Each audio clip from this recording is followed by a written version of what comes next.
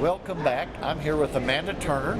She's a teacher in Owsley County, and your project is full steam ahead. Yeah. So, what is that project all about? Well, I had read some research. Probably the most powerful research to me was that people with a maker mindset can not only seek jobs in STEAM or STEM-related fields, but they can create their own jobs based on their interests. And I thought how powerful that could be for communities like Eastern Kentucky, where sometimes jobs are at a minimal. And even though I teach third grade, if you spark that interest early and get them that STEM interest ignited, then as they start to make career choices and think about what they want to be when they grow up, maybe it will stick with them and they will go into fields where they could find jobs here in Eastern Kentucky. And STEAM is, you got STEM, science, technology, Right. engineering, and math, and then the A is arts, to include that. Right. So it all works together when they're building and designing. They bring in a lot of the art techniques on how to make structures work better and using design process. And when it all works together, it becomes more powerful to them, and they see how things are connected and all the different career choices that opens up for them. So specifically, what are you doing in the classroom? And I know you were able to get a KVAC awards. You had a part of a competition. Right. You wrote a plan, and then you get $1,000. So how did you use those dollars to do what you're doing? Well, I ordered a lot of STEAM kits from Lakeshore. So the kids have had access to building bricks, and they've been able to build things like mini conveyor belts and elevators and look at the simple machines involved in that and how it makes work easier.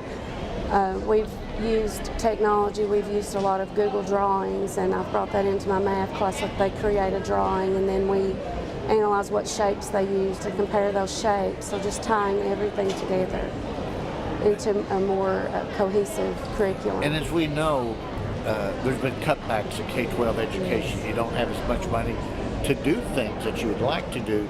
So this $1,000 grant allowed you to probably do something in your classroom you normally wouldn't do. Yes, it definitely did. And one thing that my kids had never been exposed to was coding. And I was able with this grant to purchase some coding file folder games. And then I introduced them to Scratch. And they come back to school, they go home and do that in their free time. And they tell me about the animations that they've made and how they learn to make them move, and they do things with their name. So it has definitely opened up a whole new thinking for my students, and they've grown as learners throughout the year. So what is Scratch? It's a coding program that's free. Kids can get online and practice coding, just basic coding, and then it can build. You can do things more technical. And as we know, it's very important for our students to be excited about learning, to where they don't want to miss school. They don't want to miss something. So I would think this would have to help keep more students in the classroom. It did. Actually, one of my measures for success was to look at attendance rates, and I compared the third grade attendance rates to last school year and this school year.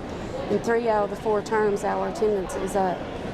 And we also saw really strong MAP growth in their overall RIT scores, so it has definitely been successful.